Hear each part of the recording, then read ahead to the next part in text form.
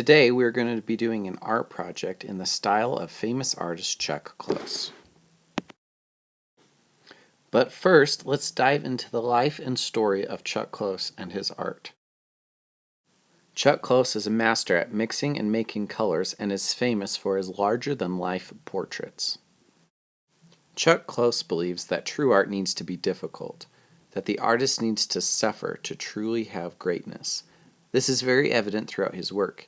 He always likes to make it hard on himself. This is reason he mostly paints portraits. Chuck Close suffers from face blindness.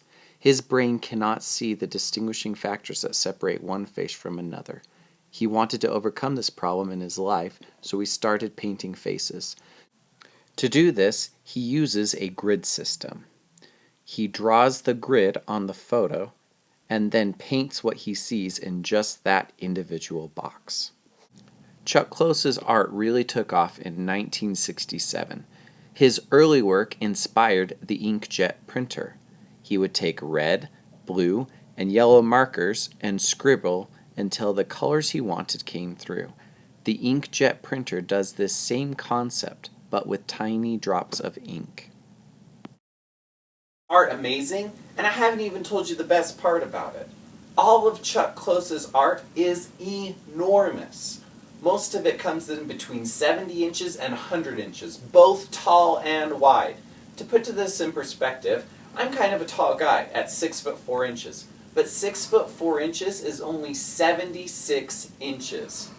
I'm standing in a hallway. This is a normal size hallway with an 8-foot ceiling, like most of you have in your homes. 8-foot ceiling is 96 inches. Most of his art is taller and wider than the hallway that I'm standing in right now. Soon he grew tired of painting with markers and paintbrushes, so he threw away all his tools and started finger painting, using a dot method. Here is an example of this type of painting. In 1988, Chuck Close had a tragedy strike his life. An artery in his spine collapsed, leaving him paralyzed from the neck down. This did not stop him from creating art. He created these special clips that go on his hands to hold his brush, and now he works a lot of color, mixing them on the canvases so that up close the picture is lost, but step back and it is very evident. He redesigned his workspace to accommodate his disability. Chuck Close truly is an amazing man. We are going to be doing an art project that has elements of this grid style coloring in a self-portrait. This art project I found on a blog called Art, Paper, Scissors, and Glue by Hannah Mazzuto. Step 1. Take a selfie. Crop that selfie to just show your face. If you would like to change the colors or things like that, feel free to do so. We will only be focusing on major outlines, such as the face, hair, nose, eyes, and ears. Draw these major outlines. Make sure not to shade or fill in the dark shapes. Just draw the outlines of everything.